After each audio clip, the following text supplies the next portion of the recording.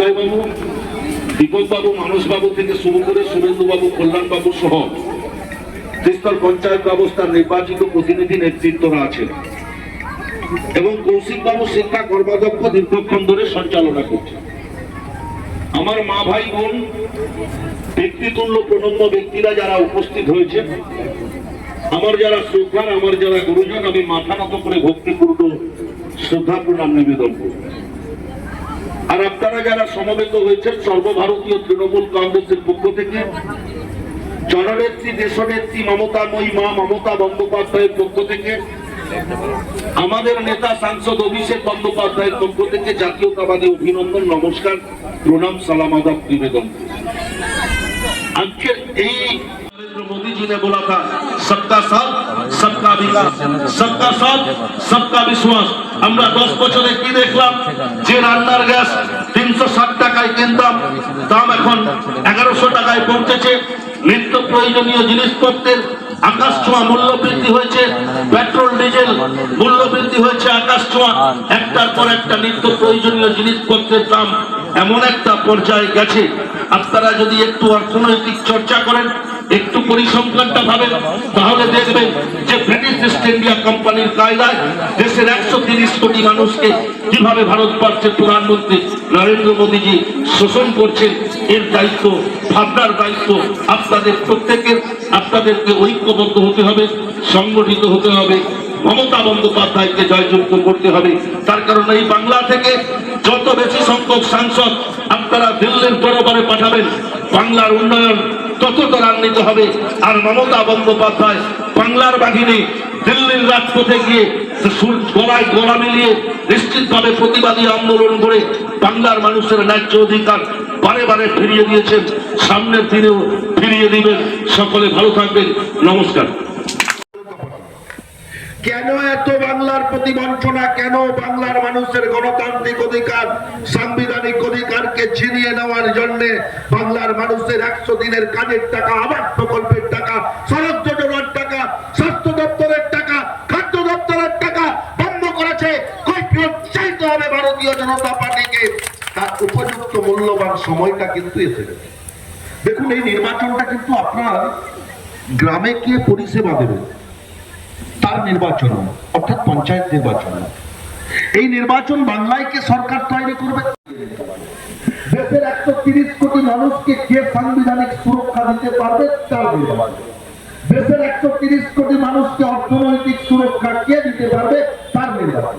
Doctor B.R.. আম্বেদকরের নেতৃত্বে 1950-এ সর্ববৃহৎ ধর্মনিরপেক্ষ গণতান্ত্রিক রাষ্ট্রের সংবিধান হিসাবে সারা পৃথিবীর শ্রেষ্ঠ সংবিধান রূপে প্রতিষ্ঠাতা পেয়েছিল ভারতবর্ষের সংবিধান।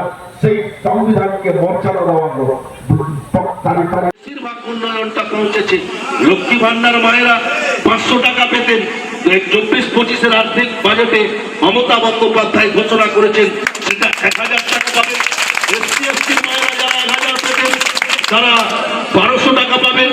সিভিক থেকে শুরু করে, বিএসকে থেকে শুরু করে, আশা থেকে শুরু করে আপনার প্রত্যেকটা দপ্তরের কর্মচারীর ভাতা বৃদ্ধি করেছেন, সরকারি কর্মচারীদের ডিএও বৃদ্ধি করেছেন। এদিকে মৎস্য যোজনা প্রকল্পের মধ্য দিয়ে বছরে আপনারা যে 2 মাস যেতে পারেন না সমুদ্রে, তার জন্য মৎস্য যোজনার মধ্য দিয়ে প্রতি মাসে 5000 টাকা আপনাদের বাড়িতে পৌঁছে দেবেন। প্রকল্পে প্রতি বছর আর্থিক সহযোগিতা আপনার বাড়ি পর্যন্ত পৌঁছাচ্ছে। বাংলার 10.5 কোটি মানুষ 5 লক্ষ টাকা পর্যন্ত স্বাস্থ্যসাথীর সুবিধা পাচ্ছেন। বাংলার 8.5 কোটি মানুষ বিনা পয়সায় খাদ্য সামগ্রী পাচ্ছেন। তার কারণ মমতা বন্দ্যোপাধ্যায় মানে আপনারা প্রত্যেকেই জানেন উন্নয়নের দিশারি, উন্নয়নের কান্ডারি। সংখ্যালঘু সম্প্রদায়ের মানুষ, এসসি এসটির যারা আছেন, আপনারাও জানেন যে মমতা বন্দ্যোপাধ্যায়ের উন্নয়ন সর্বস্তরের মানুষের কাছে কিভাবে পৌঁছে যাচ্ছে। এ তো ব্যক্তিগত উন্নয়নের কথা বললাম। সার্বিক উন্নয়ন, আমি 26শে সেপ্টেম্বর 2022 সাল পূর্ব মেদিনীপুর জেলা পরিষদের সভাধিপতি হিসাবে শপথ গ্রহণ করেছিলাম। পথশ্রী 2 এবং পথশ্রী 3 এই প্রকল্পে 223টি গ্রাম পঞ্চায়েতে, 25টি পঞ্চায়েত সমিতিতে 2500-এর বেশি গ্রামীণ রাস্তার উন্নয়ন আমাদের লক্ষ্যমাত্রা পূর্ব মেদিনীপুর জেলা পরিষদের 2024 সালের ডিসেম্বরের মধ্যে প্রত্যেক বাড়িতে বাড়িতে পানীয় জল পৌঁছে যাবে। প্রত্যেক বাড়িতে বাড়িতে 42 আসন নির্বাচন বাংলায়। বাংলা থেকে যত বেশি মমতা বন্দ্যোপাধ্যায়ের নেতৃত্বে তৃণমূল কংগ্রেসের সাংসদ দিল্লির দরবারে যাবেন, বাংলার মানুষ তত বেশি উপকৃত হবেন।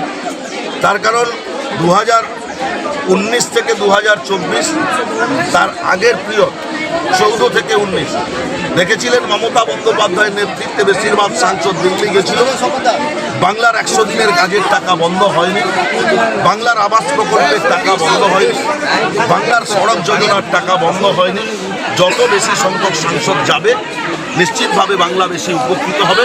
তবে দিনের আলোর মতো পরিষ্কার, মোদিজির নেতৃত্বে যে কেন্দ্র সরকার চলছে, ভারতীয় জনতা পার্টি ভীত সন্ত্রস্ত, পাটা টলমল করছে। বুঝে ফেলেছেন দিল্লিতে মসনদ আর টিকিয়ে রাখা যাবে না, তাই তো দিল্লির মুখ্যমন্ত্রী কেজরিওয়ালকে গ্রেফতার করেছেন। এরকম অবিজেপি রাজনৈতিক দলের নেতৃত্বদের কেন্দ্রীয় এজেন্সি দিয়ে হেনস্থা করার পরিকল্পনা করেছেন। বিভিন্নভাবে ইডি, সিবিআই, এনআইএ দিয়ে তাদেরকে হয়রানি করা হবে। নিশ্চিতভাবে ভারতীয় জনতা পার্টি বুঝে গেছে যে 2024 ভারতীয় জনতা পার্টি ফিরে। এই এলাকায় তারপরেও অভিষেককে কিন্তু আর গ্রেপ্তার করা যাবে না, আদালত বলে দিয়েছে। সুপ্রিম কোর্ট রায় দিয়েছে। আমরা আইনের উপরে আস্থা ভরসা বিশ্বাস রেখে চলি। আমরা মমতা বন্দ্যোপাধ্যায়ের নেতৃত্বে তৃণমূল কংগ্রেসের সর্বক্ষণের কর্মী। আমরা শান্তি, সম্প্রীতি, উন্নয়ন, সংবিধানের উপরে আস্থা ভরসা রাখি। সুপ্রিম কোর্ট রায় দিয়েছেন অভিষেক বন্দ্যোপাধ্যায়ের উপরে আর কেন্দ্রীয় এজেন্সি নির্বাচন পর্যন্ত কোনো পদক্ষেপ গ্রহণ করতে। দাদা 45 বছর পরে এখানে কিন্তু তৃণমূল দখলে আসে, যেখানে আপনি কি কর্মী সভায় এখানে এলেন ভোটের আগে, আবার তৃণমূলে যোগদান করলো, এটা কতটা ইতিবাচক আপনার দলে? এটা নিশ্চিতভাবে দলের কাছে 100% ইতিবাচক। তার কারণ এলাকার মানুষ মমতা বন্দ্যোপাধ্যায়কে আশীর্বাদ করেছে। দীপক স্যার এই পঞ্চায়েত সমিতি থেকে নির্বাচিত হয়েছেন, রামনগর 1 পঞ্চায়েত সমিতির সদস্য। এলাকার মানুষ মমতা বন্দ্যোপাধ্যায়ের সাথে আছে। আমরা উন্নয়ন পৌঁছে দিচ্ছি, আবার উন্নয়ন পৌঁছে দেবো। একটু রাস্তা খারাপ, জেলা পরিষদ দায়িত্ব নিয়েছে। নির্বাচন বিধি শেষ হলেই এই রাস্তার কাজ জেলা পরিষদ করে দেবে। তার মানে এলাকার মানুষ আরও বেশি বেশি করে মানুষকে সংগঠিত করবে, মমতা বন্দ্যোপাধ্যায়ের পাশে থাকবে।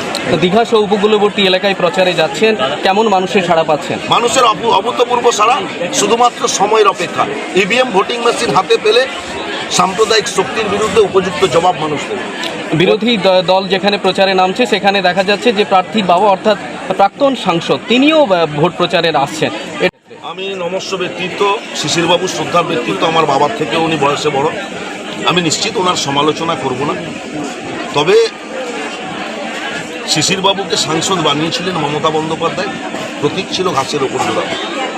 আমরা অত্যন্ত দুঃখিত, অত্যন্ত বেদনা হতো যে 2019 সালে আমাদের মতো তৃণমূল কংগ্রেসের কর্মীরা যে লড়াই সংগ্রাম করে ভারতীয় জনতা পার্টির বিরুদ্ধে ওনাকে নির্বাচিত করেছিলাম। সারা কাঁথি লোকসভা কেন্দ্রে তৃণমূল কংগ্রেসের কর্মীরা ঝাঁপিয়ে পড়েছিলেন। তারা যে অক্লান্ত পরিশ্রম, মাথার ঘাম পায়ে ফেলে শত শহীদের রক্তের বিনিময়ে 2019-এর লোকসভা আমরা জিতেছিলাম। অনেক রক্ত ঝরেছিল, অনেক লড়াই সংগ্রাম সংগঠিত হয়েছিল সারা লোকসভা জুড়ে। তিনি 2019 সালের পর থেকে, অর্থাৎ 2020 সালের 19শে ডিসেম্বরের পর থেকে তৃণমূল কংগ্রেসের কোনো কাজকর্মের সাথে দেখা যায়নি। না দেখা গেলেও আমরা সন্তুষ্ট। কিন্তু যে এলাকার মানুষ ওনাকে সাংসদ করেছিলেন, সাংসদ উন্নয়ন তহবিলের টাকা, এলাকার মানুষের পাশে থাকা, এলাকার মানুষের উন্নয়ন, তার থেকেও আমরা বঞ্চিত হয়েছি। নিশ্চিতভাবে বয়োজ্যেষ্ঠ মানুষ হিসাবে তার এটা করা ঠিক কিনা আমি সাধারণ মানুষ এর বিচার করি। আমাদের 1 নম্বর হাতিয়ার, আমাদের হাতিয়ার মমতা বন্দ্যোপাধ্যায়ের ছবি, অভিষেক বন্দ্যোপাধ্যায়ের ছবি। তার কারণ আমাদের নেত্রী মমতা বন্দ্যোপাধ্যায় বাংলার 10.5 কোটি মানুষের জন্য 365 দিনই থাকেন। ভোটের রাজনীতি মমতা বন্দ্যোপাধ্যায় করেন না। বাংলার উন্নয়ন, বাংলাকে বিশ্বের দরবারে পৌঁছে দেওয়ার রাজনীতি মমতা বন্দ্যোপাধ্যায়। কেন্দ্রীয় বঞ্চনার বিরুদ্ধে আপনাদের দল থেকে বারেই অভিযোগ করেন, কিন্তু ভোটের প্রচারে কি সেটা হাতিয়ার হতে চলেছে? নিশ্চিতভাবে মানুষ জেনে গেছে কারা 100 দিনের টাকা বন্ধ করেছে বাংলার। এটা সাংবিধানিক অধিকার বাঙালি। আমাদের কারা আবাস প্রকল্পের টাকা বন্ধ করেছে, এটা সাংবিধানিক অধিকার বাংলার। যারা মানুষের সাংবিধানিক অধিকার নিয়ে খেলা করে, যারা মানুষের সাংবিধানিক অধিকার লুণ্ঠন করার চেষ্টা করে, তারা নিশ্চিতভাবে গণতন্ত্রকে প্রতিষ্ঠিত করতে চায় না।